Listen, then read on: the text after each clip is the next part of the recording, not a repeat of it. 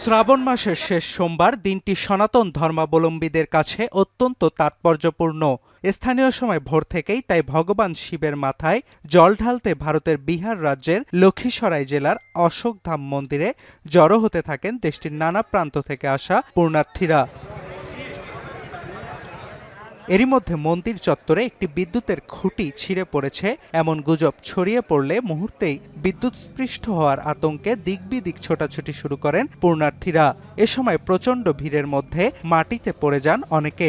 পরে কিছু বুঝে ওঠার আগেই পদদলনে মারা যান বেশ কয়েকজন, আহতও হন আরো অনেকে। মুহূর্তেই মন্দিরের পবিত্র প্রাঙ্গণে নেমে আসে শোকের ছায়া। उधर सबसे लास्ट में बहुत भीड़ था, बहुत लाइन था और लाइन में बहुत सारा लोग था। ढकेल के इधर पूरा पॉल इधर कर दिया था, पॉल गिर गया था। फिर हम दब के बेहोश हो गए तो फिर हमको नहीं पता है। এ ঘটনায় শোক জানিয়ে নিহতদের প্রত্যেকের পরিবারকে 4 লাখ রুপি করে ক্ষতিপূরণ দেওয়ার ঘোষণা দিয়েছেন বিহারের মুখ্যমন্ত্রী। এছাড়াও দুর্ঘটনায় আহত প্রত্যেকের সুচিকিৎসা নিশ্চিতে প্রশাসনকে নির্দেশনাও দেন তিনি।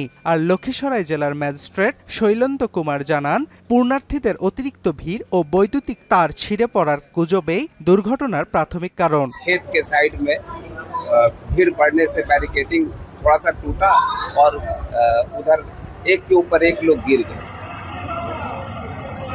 এদিকে তীর্থযাত্রা কাল হলো পশ্চিমবঙ্গের বীরভূম জেলার তারাপীঠ মন্দিরের কাছে একটি আবাসিক হোটেলে থাকা কয়েকজনের।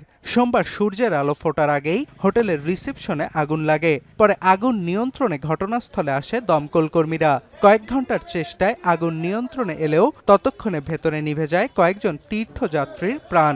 বিষাক্ত গ্যাসের কারণে দমবদ্ধ হয়ে তারা মারা যান বলে প্রাথমিকভাবে জানা গেছে।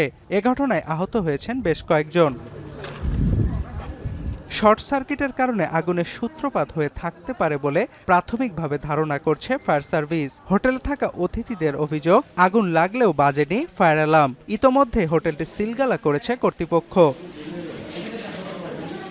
অর্ণব প্রসাদ, এখন বিশ্ব।